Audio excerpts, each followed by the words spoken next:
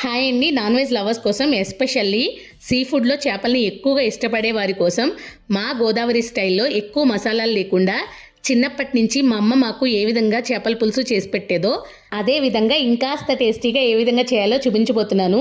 ఈ చేపల పులుసుతో అయితే నాకు చాలా మెమరీసే ఉన్నాయి. చిన్నప్పుడు నేను మా అమ్మని ఎక్కువగా అడిగి చేయించుకునేదాన్ని ఈ చేపల పులుసుని. అప్పుడైతే మాకు ముళ్ళు కూడా తీసుకోవడం వచ్చేది కాదు. మా అమ్మే మాకు ముళ్ళు తీసి పెట్టేది.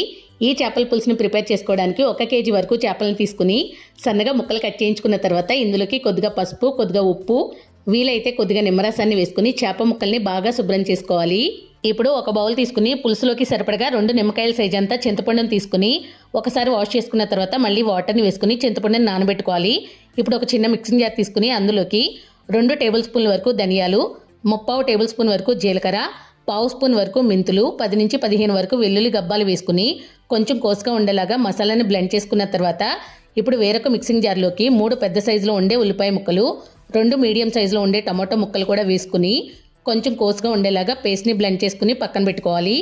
ఇప్పుడు స్టవ్ ఆన్ చేసి కడాయి పెట్టుకుని ఇందులోకి 1 టేబుల్ స్పూన్ వరకు బటర్ కానీ వెన్న కానీ వేసుకుని 2-3 టేబుల్ స్పూన్ల వరకు ఆయిల్ కూడా వేసుకుని హీట్ అయిన తర్వాత మంటని మీడియం ఫ్లేమ్లో పెట్టుకుని ఇందులోకి కొద్దిగా పచ్చిమిర్చి చీలికలు, కరివేపాకు కూడా వేసుకుని లైట్గా ఫ్రై చేసుకున్న తర్వాత మనం చేసుకున్న ఉల్లిపాయ టమాటో పేస్ట్ కూడా వేసుకుని కొద్దిగా పసుపు, కొద్దిగా సాల్ట్ కూడా వేసుకుని ఒకసారి బాగా మిక్స్ చేసుకుని కడాయి మీద మూత పెట్టుకుని ఈ ఉల్లిపాయ టమాటో పేస్ట్ అనేది దగ్గరగా అయ్యేంత వరకు మధ్య మధ్యలో కలుపుకుంటూ బాగా మగ్గించుకోవాలి. చూస్తున్నారు కదా, బాగా దగ్గరగా అయిపోయింది. ఇప్పుడు ఇందులోకి మన టేస్ట్కి సరిపడగా 1 స్పూన్ వరకు కళ్ళుప్పు అయితే వేస్తున్నాను.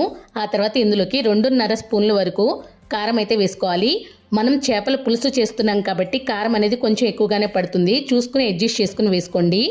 ఇలా వేసుకున్న తర్వాత ఇందులోకి ముందుగా మనం నానబెట్టుకున్న చింతపండుని పులుసు తీసుకుని వేసుకుని మనకి ఎంత గ్రేవీ అయితే సరిపోతుందో దాన్ని బట్టి వాటర్ని కూడా యాడ్ చేసుకుని ఒకసారి బాగా మిక్స్ చేసుకోవాలి. చూస్తున్నారు కదా, గ్రేవీ కన్సిస్టెన్సీ అనేది ఇలా ఉండాలి. ఇప్పుడు కడాయి మీద మూత పెట్టుకుని 5 నిమిషాల పాటు పులుసుని బాగా మరిగించుకున్న తర్వాత ఇందులోకి మనం శుభ్రం చేసి పెట్టుకున్న చేప ముక్కల్ని ఒక్కొక్కటిగా వేసుకోవాలి. ఇలా వేసుకున్న తర్వాత ముందుగానే మనం బ్లెండ్ చేసి పెట్టుకున్న మసాలా పొడిని కూడా వేసుకోవాలి.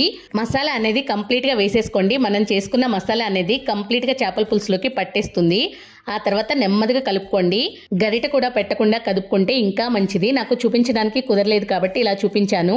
ఆ తర్వాత కడాయి మీద మూత పెట్టి 5-10 నిమిషాల పాటు మీడియం ఫ్లేమ్లోనే చేపల పులుసు బాగా ఉడికిన తర్వాత సాల్ట్ సరిపోకపోతే అడ్జస్ట్ చేసుకుని 1 టేబుల్ స్పూన్ వరకు ఎండు కొబ్బరి పొడి వేసుకుని శుభ్రం చేసి కట్ చేసి పెట్టుకున్న కొత్తిమీర కొంచెం ఎక్కువగానే వేసుకుని ఒకసారి నెమ్మదిగా కలుపుకున్న తర్వాత 2 నిమిషాల పాటు ఉడికించుకుని స్టవ్ ఆఫ్ వేసుకుని ఒక పూట అలా వదిలేసి ఆ తర్వాత వేడివేడి అన్నంతో సర్వ్ చేసుకుంటే చాలా బాగుంటుంది.